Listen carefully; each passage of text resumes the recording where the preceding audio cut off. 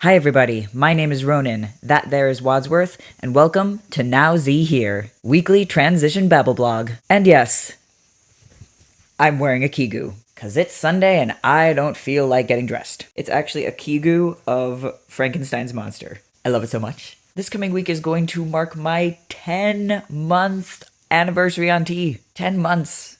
Double digits of months. And I'm struggling still with this concept of feeling like no time has passed at all and barely any changes have happened, and realizing that actually a good deal of time has passed and lots of changes have happened. I do find myself shaving my upper lip a little more often. I finally lost count of exactly how many times I've done it. There was a while where I was going, yeah, I've shaved my face twice now. And somewhere between like 3 and 5 and whatever I'm at now, I lost track. Precisely this morning, I noticed some tiny peachy hairs in the bottom of my chin. They're really not worth bothering about. Now, as time has gone on and I've kept making these update videos and feeling like each month I kind of have less and less to say about things that are changing. Since all those drastic changes happened in the first few months, and now I feel like I'm on this very slow progression where it's like a glacier moving. I can maybe look back over time and see the progress that has happened, but when you're staring at it in the moment and living with it every moment, it's really hard to tell. But I find myself thinking about the ways in which things haven't changed, contrary to the way I either anticipated or hoped they would, such as, for example, the menstruation thing. I just sort of took it for granted that you go on T and that's a thing that stops. Testosterone, by default, doesn't stop a person from having a cycle. And I keep wanting to just shout this because it's something I never considered as a possibility before I started. It wasn't a question like, how quickly is my voice going to change, or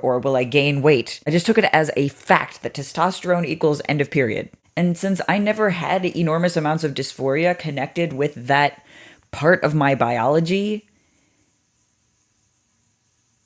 it's this weird mix of fascinating and frustrating to me. But for people who are out there who potentially do have a lot of dysphoria connected with that part of their biology, and they go into this thinking that that's just a given, that that's going to happen, it could be so much worse. And that's why I just keep wanting to shout it. People should be able to go into a situation with the most realistic expectations of what's going to happen.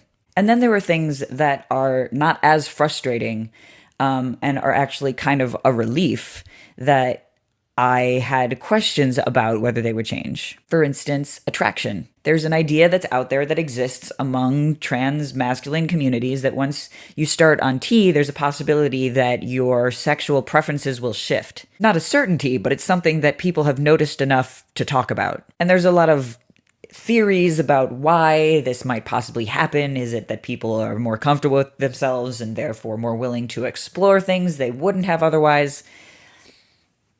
I don't know. Nobody knows. I haven't been experiencing that shift. I don't know if it has something to do with being bi/pansexual, and therefore just generally being like,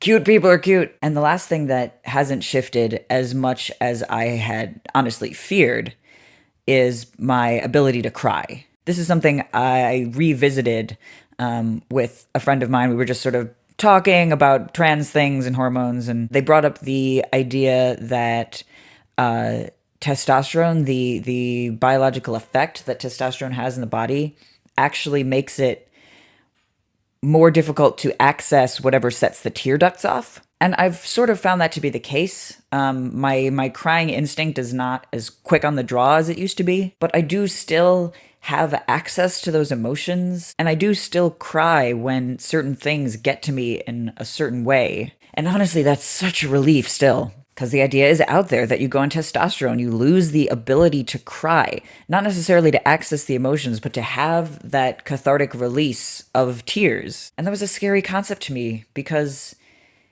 if the emotions are happening and I can't do anything with them, I have to come up with different coping mechanisms. And there's a very kind of stereotypical pitfall there that presupposes, men don't know how to cry, so they get angry and they lash out. So basically, a lot of this is rooted in misogyny. The men don't cry bullshit. And with the period thing, it's the whole situation of, well, we just don't talk about menstruation or the bodies of people who are assigned female. I want to get my truth out there. So thank you for joining me for this segment of My Truth, for this 10-month testosterone update. I do testosterone updates every month, and in the meantime, I do episodes where I just kind of ramble on about this, that, or the other topic. Sometimes Wadsworth gets involved. Please like this video if you enjoyed it, please subscribe to see what's coming up next, and please do check out my Patreon. There is a link in the description below. Everyone have a wonderful, soul-fulfilling week, and always be changing. Blah.